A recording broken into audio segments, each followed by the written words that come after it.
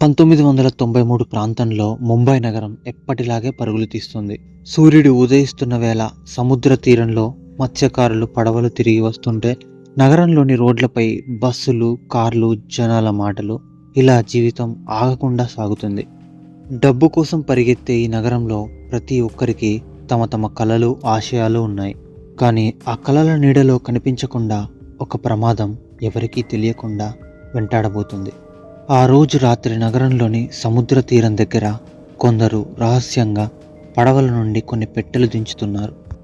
వారి ముఖాల్లో ఆందోళన కనిపిస్తున్నా వాళ్ళు చేతులతో చేసే ఆ పని ఎంతో అలవాటున్నట్లు, చాలా స్పీడ్గా చేస్తున్నట్లు కనిపిస్తుంది. వాళ్ళల్లో ఒకడు ఫోన్లో నెమ్మదిగా చెప్పాడు, సామాన్లు సేఫ్గా వచ్చాయని. ఆ పెట్టెలో ఏముందో ఎవ్వరూ స్పష్టంగా చూడలేరు, కానీ ఏదో పెద్ద విషయం జరగబోతుందనే అనుమానం మాత్రం కలుగుతుంది. అదే సమయంలో మలేషియా దేశంలో ఒక విలాసవంతమైన ఇంట్లో టేబుల్పై ముంబై నగర మ్యాప్ తెరిచి ఉంది. ఆ మ్యాప్ ఎదురుగా ప్రశాంతంగా కూర్చున్న ఒక వ్యక్తి.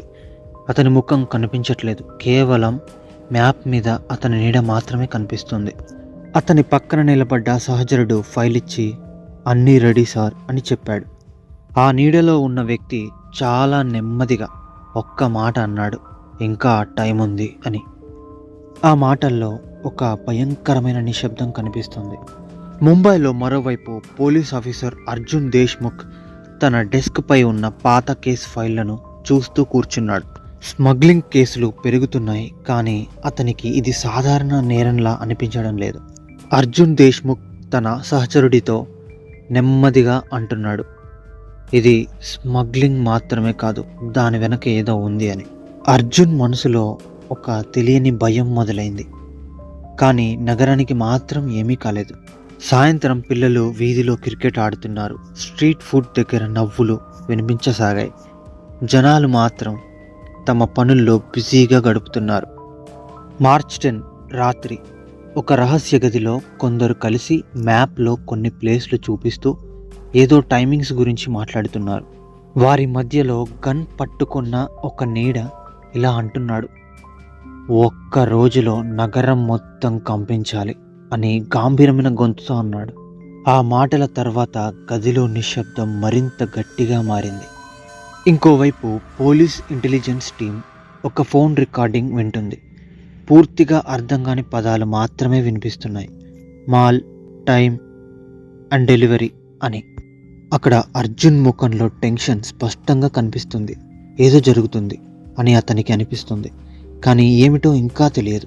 అదే రోజు రాత్రి సముద్ర తీరంలో ఒక పడవ నిశ్శబ్దంగా చేరుకుంది. మళ్ళీ ఆ పడవ నుండి ఏవో పెట్టెలు దిగుతున్నాయి.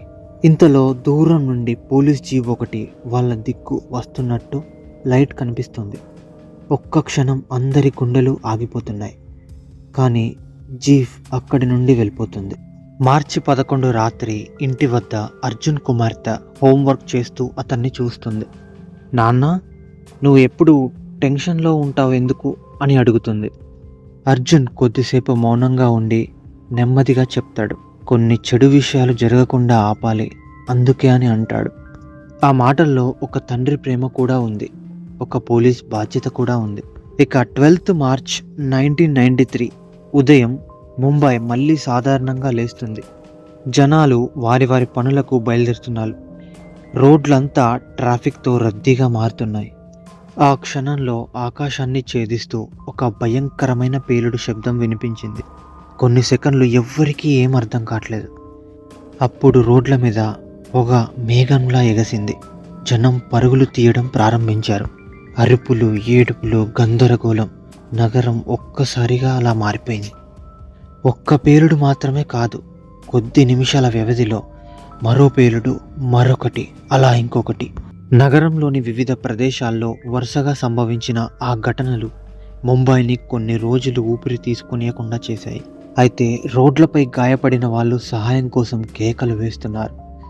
సాధారణంగా ఒకరిని ఒకరు పట్టించుకొని అన్యులు కూడా అక్కడ వాళ్ళు. కానీ ఆ రోజు పరస్పరం ప్రాణాలు కాపాడేందుకు పరుగులు తీశారు అందరూ. ఎందుకంటే అక్కడ బ్రతికున్నది కొద్ది మంది మాత్రమే. అక్కడ ఒక పెద్ద మారణ హోమమే జరిగింది. కొంతమంది టాక్సీ డ్రైవర్లు గాయపడిన వాళ్ళను ఆసుపత్రికి తీసుకెళ్లారు. అక్కడ దుకాణదారులు నీళ్లు, కొన్ని గుడ్డలు, కొంత ఆహారం అయితే ఇవ్వగలిగారు.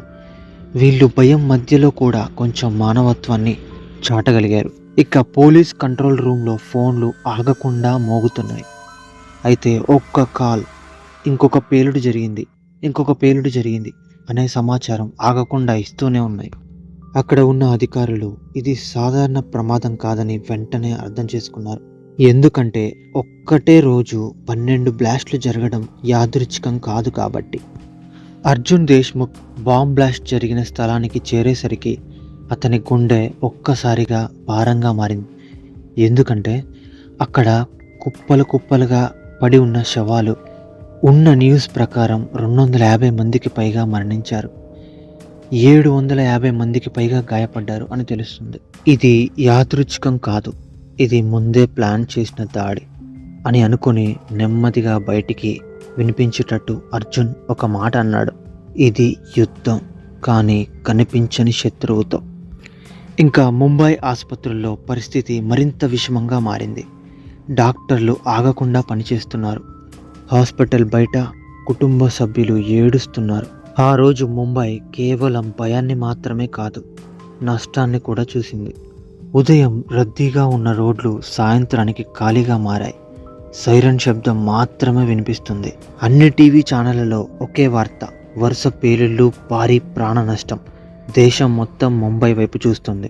అర్జున్ మాత్రం ఘటన స్థలాల్లో తిరుగుతూ చిన్న క్లూస్ గమనించడం ప్రారంభించాడు. ఒకటే రకమైన పద్ధతి, ఒకే టైమింగ్, ప్లాన్. ఇది పెద్ద నెట్వర్క్ అని స్పష్టమైంది అర్జున్కి. అర్జున్ మనసులో ఇప్పుడు ఒక్క లక్ష్యం మాత్రమే మిగిలింది, ఇది చేసిన వాళ్ళను కనుక్కోవాలి. ఇప్పుడు అర్జున్కి ఇది ఉద్యోగం మాత్రమే కాదు, వ్యక్తిగత బాధ్యత కూడా. మార్చ్ 12 రాత్రి ఇంటికి వెళ్ళినప్పుడు అర్జున్ కుమార్తె నిద్రలో ఉంది. ఆమె ముఖం చూసి అతను కాసేపు నిలిచిపోయాడు.